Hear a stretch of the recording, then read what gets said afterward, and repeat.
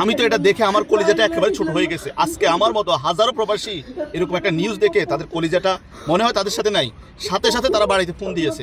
একই অবস্থা আমারও, আমি সাথে সাথে বাড়িতে ফোন দিছি, দিয়ে যখন তাদের সাথে একটু কথা বলতে পেরেছি তো আলহামদুলিল্লাহ মনে হয় যেন আমার রুটা আমার ভিতরে এসেছে। মানে কি বলবো, বলার মতো কোনো ভাষা নাই। মানে যখন এই নিউজটা দেখেছি তখন মনে হয় না যে এই কলিজের ভিতরে, দেহের ভিতরে কোথায় রু আছে।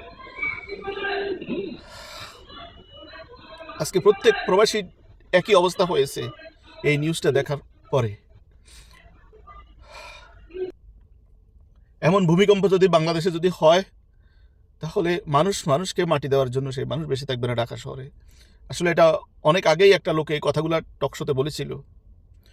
তো যখনই এ ধরনের নিউজ শুনি আসলে তখন হৃদয়টা পুরো কেঁপে উঠে, থরথর করে, যে আল্লাহ আমাদের উপরে রহম করেছে, আল্লাহ আমাদের উপরে দয়া করেছে। আল্লাহর দয়া, আল্লাহর রহম যদি না থাকতো তাহলে আজকে বাংলাদেশের মানুষ বেঁচে থাকতো না। এক ট্র্যাজেডি হয়ে যেত বাংলাদেশের ইতিহাসে। আল্লাহ কীভাবে যে রক্ষা করছে সেটা আল্লাহ ভালো জানে।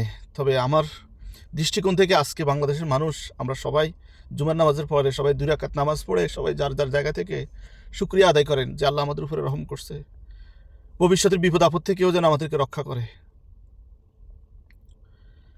আমিন। আমি এক্স্যাক্টলি হয়তো টাইমটা বলতে পারতেছি না। আমি যখন ফেসবুকে টাইমলাইনে ঢুকেছি, ঢুকে দেখি যে একজনের টাইমলাইনে একটা পোস্ট দেখলাম, সেখানে বড় একটা বিশাল বড় বিল্ডিং আর লেখা আছে বাংলাদেশের মানুষ ইতিহাসে এত বড় ভূমিকম্পনের কম্পন কখনো অনুভব করে নাই।